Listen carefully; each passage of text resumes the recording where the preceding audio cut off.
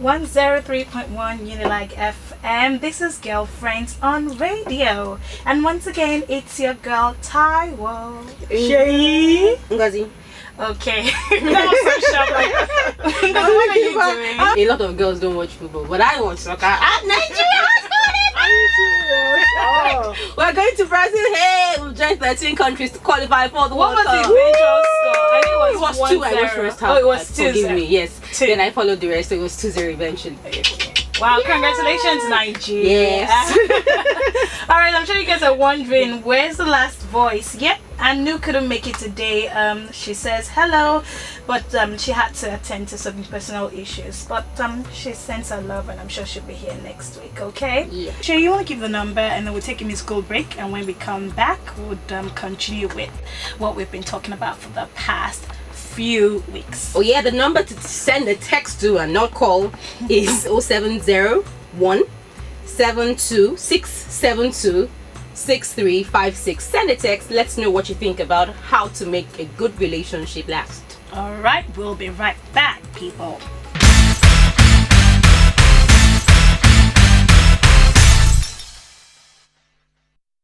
Alright, you're still on to Girlfriends on Radio, hanging out with Ngozi, Taiwo, and Shay. So let's get into the topic of discussion, how to make your relationship last. Shay.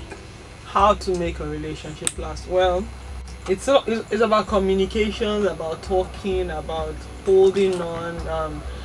Basically, that's it. Mm-hmm. And we can't overemphasize it, but it's about talking and about being open. And when you are fighting, you don't talk more than you should. In fact, when you are fighting, you're actually not supposed to really talk, because when you fight, when you fight, women. True. Yeah, because women, we know we talk and then we can say what we're not supposed to say and all that.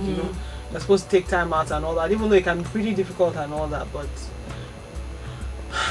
yeah, what about space? yes, Sometimes you're in a relationship, you guys know everything about each other, but sometimes I think having that healthy space for yourself, too.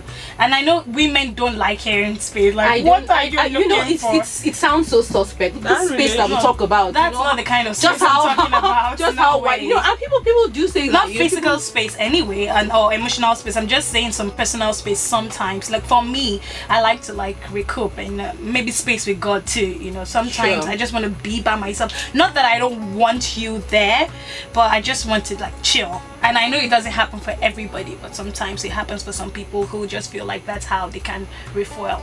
It just depends on who you are. the space sometimes is spending time with your guys.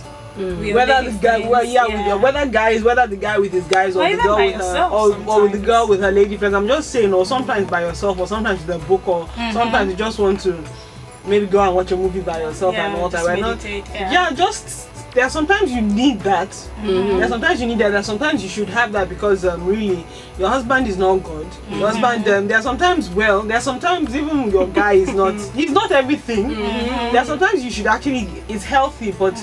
This guy with that one is not once a year, I seen her once this year. After the wedding and all, she said, hinting a little bit, when are you coming over, that kind of thing, and he just told her, okay, look, I have nothing to do there. I'm working here, you can go back. And so she got pregnant and went back, had the baby, and he went to see the baby. That was when he went this year, sometime mid this year, and he's back and they're fine.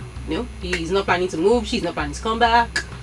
Maybe when she they're married. Something's got to give. I said you're married now. They are married. Something's got to give in that relationship, because something's got to give. They're still new, because this is still the honeymoon stage of their relationship, and they're apart like that. I don't know how. For some people it works, but I don't know how it works. I really don't understand how it works. Another thing in making a relationship last, and Ngozi for a married person too, sometimes when you are in a family gathering and you guys have different opinions, and you have to side either with your parent or your husband. Sometimes you have to be very careful in that situation to allowing friends or family or third party get into your relationship in making it last, because you don't want your husband to look like a fool, and you don't want your wife to look like an idiot either. So I think people should be more conscious about making their better half look good in front of people. Even I don't mind though. Immediately you come up from this car, we are friends, we hold hands, we kiss, But immediately we come out, hey, where did we stop? Because the truth about it is that I say, you have to save face. This is what you have. I come from a family of many girls, and we have many husbands, and everybody's fine. You know, it's now be us that would now be.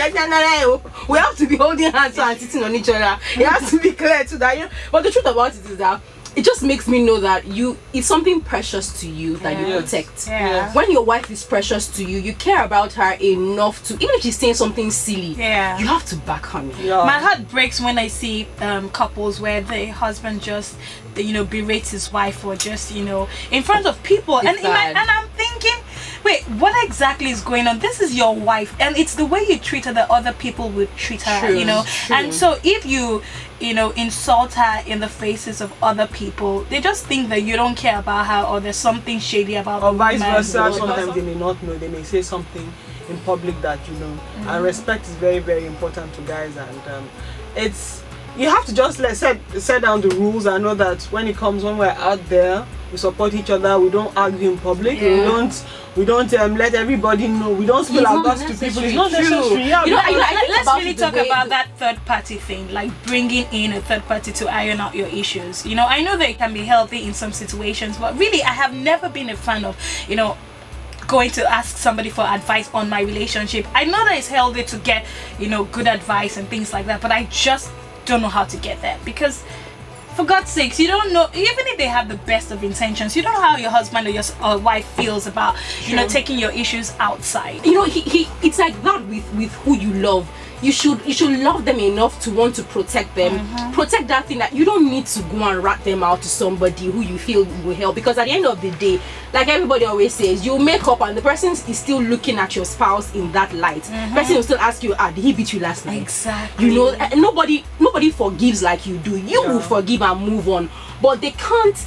They can't forgive somebody for touching their sister, for slapping their sister. They can't. Your mother can't. Your sisters can't. So you really can't just open yourself up to people like that. You just hit the nail on the head. You're going to your family 1,000 times. The thing is, they raised you. Yes, he's a son-in-law, but they raised you, so they'll always be on your side. Even when you're wrong, they'll always be on your side. So I think you have really, especially women, we really have to be very wise on how we go around talking about our business, because we like to talk, but sometimes it's not just healthy.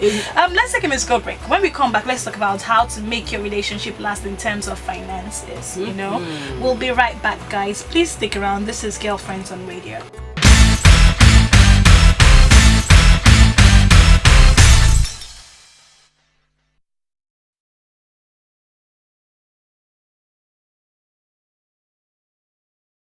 Alright, guys. Money is very important in a relationship. Spend how it's not going to be spent, how it's going to be used, etc., etc. And it's very obvious that there are two things that are very fundamental in a relationship: sex and money. But sometimes money far outweighs the sex thing, because if the guy is getting it and you're giving it to him, and then you can't and then he can't give you something, or you can't get something, or whatever, you forget about all that one, and definitely start fighting about money, how you spend it, how it's not spent, how you have it, how you don't have it, and all that. Like I said before we came on, like, I don't understand people who date people or get married because they feel like, oh, love, and they don't consider practical things like money. And then when you get into, especially, I don't understand how you can get married to a man who, when you say what does he do, you say, oh, he sells things. Selling things is not a job, especially when he's not focused on one particular business. Today is selling slippers, tomorrow is selling earrings, next is selling what if that works? No, it doesn't work, because there's no steady stream of income. Okay, you mean when it's not steady? Yeah, it's not steady. And the thing is, I still don't understand how women allow themselves get so carried away and say, you know what, I can always provide for my man. The man is the provider. I don't care how much you love him, he's the provider. And if you have to wait until he gets his finances together, he doesn't have to earn as much as you do. I understand that he doesn't have to earn as much as you do, but you're always, the moment when a woman is providing everything in the home, not everything, how are you going to look at your husband and say, this is my husband? He's supposed to cover you in some ways, and if he's not providing anything and you're the one doing everything, then maybe I think it's a red flag. Call me old school, but I just don't agree. I think it definitely cannot get to the point where it's everything that the woman is in. I think we but need some to be people do that. conscious of that. As long as I have a man, don't worry about it. Just be my husband. I will take care of you. You'll be emasculated, because that means the lady practically calls shots. When she tells you to jump, you have to ask how hard. And talking about that too, even when it's the other case of the guy's providing as well, or he's he's earning, but the woman earns more. How do you make a relationship last? Like, we are Christians, so some Christians also have these challenges. But how do you get to a point where you explain to your husband that it doesn't matter if I'm earning more than you, you're still my husband, I'm still gonna respect you? Because some men feel like, I don't know, they feel less of a man. I think it's the way we go about it as women. I actually sometimes, even if you're very humble, I think it's all in the ego of the guy. So sometimes there are people that live in such situations and you don't know. So like you said, it's how we handle it as women, how the guy handles it and all that. And sometimes some women handle it by not letting the guy know.